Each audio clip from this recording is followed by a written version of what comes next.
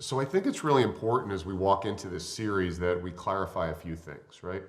So from all the experience that I have with our firm and the thousands and thousands of, actually tens of thousands of interviews I've been involved in prepping and debriefing, I will tell you that in the interview process itself, probably the least valuable activity is the interview itself. And that may seem counterintuitive. Yeah. You know, and in one area, you've got to care so much about what happens in the interview. And on the other side, you have to not give a darn about what happens in the interview. And how you take that pressure off is by doing your homework and your due diligence and taking the conversations we're having right now and the tips that we're giving, doing that in the beginning so that when you do walk into the interview, it's just confirming the homework you've already done, the reality that you've already, or the conclusions you've already drawn. Mm-hmm. You don't want to go in there acting like, oh, I've made these assumptions and I know this is what's all about.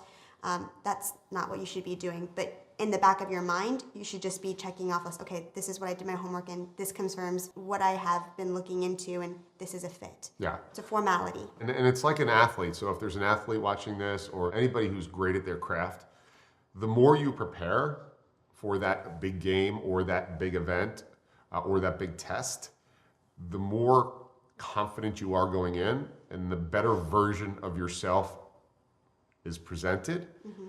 And what you want in an interview process is, Mr. Hiring Manager, this is me. Again, not fronting as a gangster, right? But this is me, and here's what I'm looking for.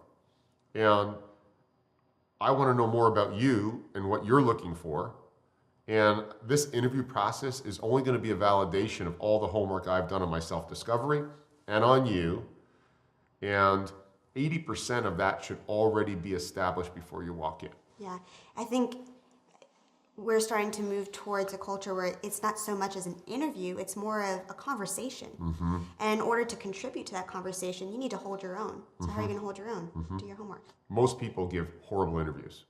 And so if you're going into a process and the person interviewing you is horrible at what they do, the likely outcome of that is going to be less optimal than if you knew how to direct that interview to find out what it is that you wanted to demonstrate or find out. And that can be such an unfortunate situation when you really are the best candidate for that role and you just don't have the toolkit to showcase it. Mm-hmm. Like, that's the worst. Mm-hmm. That's On true. my end as well, you know? Yeah, that's true. I get so upset at my clients when I let them know I'm prepping the individual to know who they're meeting and why they're meeting them and what that individual is going to be looking for from the interviewee.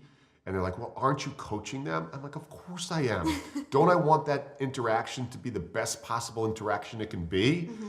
It's not about playing a trick on somebody and catching them. There's time for the technical interview and determining if the person has the right technical skills and you want to validate that. But the rest of the interview shouldn't be about how many tennis balls can I fit inside of a school bus, right? Or what was Abraham Lincoln's third cousin's name? I mean, it's ridiculous, some of the things that come out. Or sell me this pen. Mm-hmm. It's asinine. Sell me this It's pen. asinine, right? So what you need to do is create an environment where people can be the best version of themselves. They can assist the interviewer, who's usually lame at interviewing, and then it's more pleasurable experience for all. Yeah, this isn't a test. No, it's not a test.